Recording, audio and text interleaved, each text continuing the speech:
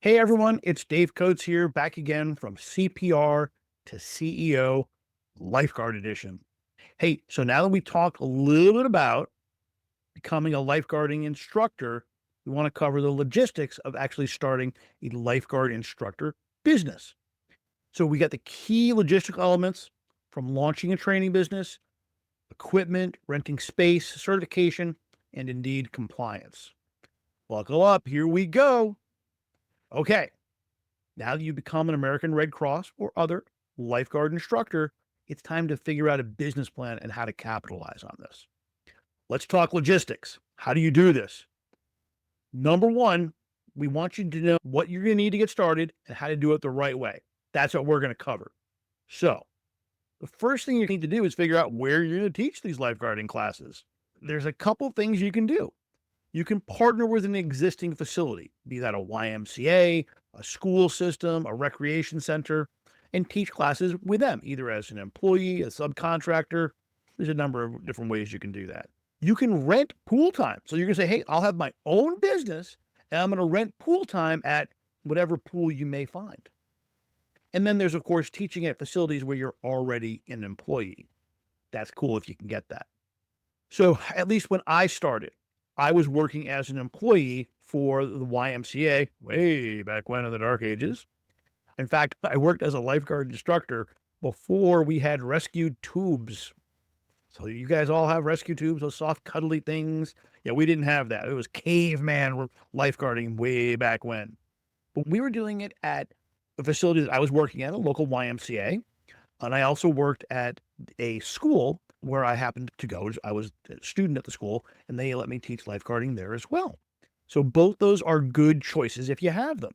But otherwise, you're going to need to either rent pool time or come up with a scheme, if you will, on how to get pool time at an available pool. That, frankly, is the most challenging part about being a lifeguard instructor, getting pool time. So you're like, I'll build my own pool, no problem. Pools are expensive. You can't really do that easily. You can't say, there's the ocean, there's a beach. I'll train there. Yeah, that doesn't always work so good either.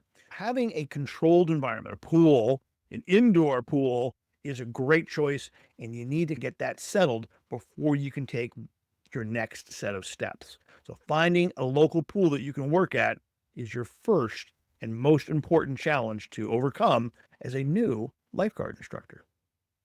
Then you're going to need the rest of equipment. And it's not insignificant. Equipment can be very expensive. You're going to need several backboards, both for spinal rescues and for extrication. Some people combine those and use them for both purposes. We do not. We have separate backboards for spinals and separate backboards for extrication. And here's a quick hint. The extrication backboard is just a board. There's no straps, there's no head blocks. All we're doing is getting that person out of the water who's not breathing or doesn't have a pulse that needs immediate extraction from the water so that we can deliver air to them. We want to stop the drowning process. We got to deliver air to that victim. So that's what that board's for. Those boards, those regular old backboards that you see on countless fire trucks and ambulances, those are in huge supply as ambulance services have traversed away from using backboards on a regular basis. So the spinal injury management for our local EMS agencies has transitioned away from backboards. So they're using backboards less and less. And we've been very lucky to have several backboards donated to our organization, which is a huge cost saving. For spinal backboards, you're going to need to get a special piece of equipment. You can use the classic EMS backboard. Wooden is not recommended, although some of them are built very well on an exception basis. But you'll probably want some type of plastic backboard with straps. Now, you have to be careful because some bathing codes require you to have more straps, and then your training agency, i.e. the Red Cross, only requires one strap for the American Red Cross. But if you're trying to comply with local bathing codes, they may require more straps. So just be aware of that and make sure you acquire the right pieces of equipment. So backboards are one piece that's a little complicated. You want to make sure you get the right kind. You're also going to need mannequins for the CPR portion of your lifeguard class. You can get mannequins that are more expensive or less expensive. frankly, a mix of mannequins is probably your best choice. You're going to want mannequins that you can take on the pool deck and can get wet when you're doing the simulations on the rescues. When you're doing just CPR on land, you may want to choose a more technologically advanced mannequin, maybe more expensive, but you don't want to get that mannequin wet. So having both the high and the low is probably a good choice on a mannequin choice. You're also going to need rescue tubes. One thing that I've done when I buy rescue tubes for training is I intentionally make them a different color than is typically used in the pool operations area that we operate in. So typically we see lifeguards who are in the stands with red tubes. Great. That's a good choice. When we do training, we bring our own tubes that are blue. This clearly differentiates a training environment versus an actual rescue environment. And we think that's helpful. So consider that. And it doesn't have to be blue. They could be yellow or any other color. Just differentiate your equipment from the actual rescue equipment is probably a good plan. Can you buy this versus rent it? Renting is possible. And as you're just getting started, that might be a good idea. But ultimately, you're going to want to own the equipment you're going to use. And you want to maintain it. And that's going to help differentiate your lifeguard training organization from people that don't have proper equipment. So other items you might need that I didn't mention, you may need AED training devices. You'll need some first aid supplies, things like a bag valve mask, just some typical stuff like that. You may need a projector, a laptop, all those things you're going to need to conduct an effective business. Some things you can do to help you when you're buying this equipment is look for bulk discounts. You may get that through your training center or your licensed training provider or a group purchase based on people in your area. Instead of purchasing 3 AEDs, if you purchase 12 together, you may get a case discount or something, and that could be advantageous for you. Frankly, you may find an organization that offers a starter bundle, a kit, as it were. In fact, we'll try and put that together for you, and if we do, we'll link that down below. Buy your lifeguard instructor kit from us. Okay, so that's the equipment and supplies you're going to need. Next thing we're going to cover is certification requirements and compliance. No one likes to hear about this stuff, but it's very important. You've got to keep your lifeguard instructor certification valid and current, and that takes a little bit of time and energy. At the Red Cross, at least, every 2 years, you're taking a lifeguard instructor recertification course. And that's going to be an in-person class where you meet with a senior instructor trainer and you go over the process of creating new lifeguards. You're actually going to get in the water and teach so that the lifeguard instructor trainer can observe you teach. That's a new requirement that came out this year for the American Red Cross. We never used to watch you teach. We just verified your skills and hoped you taught okay. Now we're verifying you teach. The other thing you can do from a real compliance point of view is register your courses with your training entity. Again, be that American Red Cross, Jeff Ellis, Starguard Elite, YMCA, whatever it may be. Register your classes with them. Sometimes it includes advertising on their national website, which is cool. That'll help drive students to your class. Sometimes you have to pay extra for that. Just understand what it is for your particular organization. You also, from a compliance point of view, understand what the ratios are. So again, from an American Red Cross perspective, it's one instructor can handle up to 10 lifeguard students, no more. Can you do it with less? Yes, but you need to have a minimum of 5. So it goes from 5 to 10. Anywhere in there, you're okay. Outside of that range, you need to do something special. If it's less than 5, you may need to add some existing certified personnel to be able to do some of the more advanced rescues. If it's more than 10, you need to add a second instructor. Addition on the compliance issue. There are training logs that are available. Red Cross has a participant progress log that we find particularly useful to track everyone's progress and to ensure that they do each of the skills that you're required to cover. Pro tip, have the students review those training logs or the participant progress log and actually sign them. When someone comes back to you at some point in the future and says, I don't remember using a bag valve mask because they forgot. You can pull that participant progress list out and say, look, it's checked off and you signed it. We used it. I tend to take pictures and videos in my classes. We use them for marketing purposes. We do get signed photo waivers from all our students. And I also have used those pictures and videos in the past to defend against, oh, we never did a backboard. We never did group CPR. Really? Would you like to see the video? So that can be very helpful as well. Training logs, participant progress guide, participant progress tracking chart, very good. Some organizations will actually have you do written evaluations for each student periodically throughout the class. That's not a bad idea. You should retain those as well. Whew. Payment and pricing setup. So eventually we need to get paid.